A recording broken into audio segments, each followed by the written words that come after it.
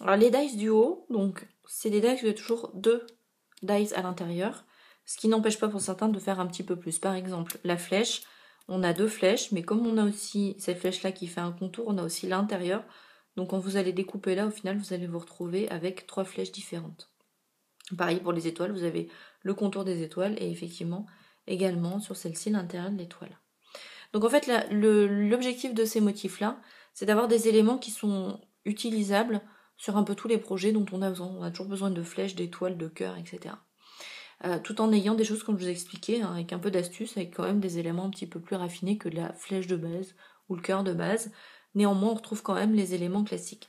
Par exemple, sur le cœur, si on prend que les contours, on va avoir des cœurs comme ça, tout simple. Hop. Et on peut également, si on prend l'intérieur, avoir des cœurs un petit peu raffinés. Donc effectivement, c'est tout l'avantage de ces duos-là, c'est qu'on est à la fois sur des choses classiques et simples, et à la fois on bénéficie en même temps de petits motifs travaillés, sympathiques. Et donc comme ces éléments-là, avec les contours, vont s'emboîter, et on le verra aussi sur les dies trio, tout l'intérêt ça va être de jouer, faire des jeux de couleurs. Donc là on le voit peut-être pas trop, mais là on le voit mieux, effectivement, avec le contour du cœur d'une couleur et l'intérieur du cœur d'une autre couleur. Donc là c'est pour les formes de base, on va dire, donc les angles, étoiles, flèches et cœurs. Et puis après on a forcément des motifs incontournables qui sont tout ce qui est autour du bucolique. On a forcément un papillon, une fleur, un oiseau, une cage à oiseaux, arabesque et le petit nœud qui va pour venir au pied de l'arabesque.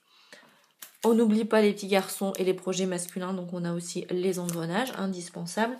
Et évidemment, comme on est beaucoup sur le travail de la photo avec le scrap, on a 2 appareils photo qui sont un petit peu différents l'un de l'autre.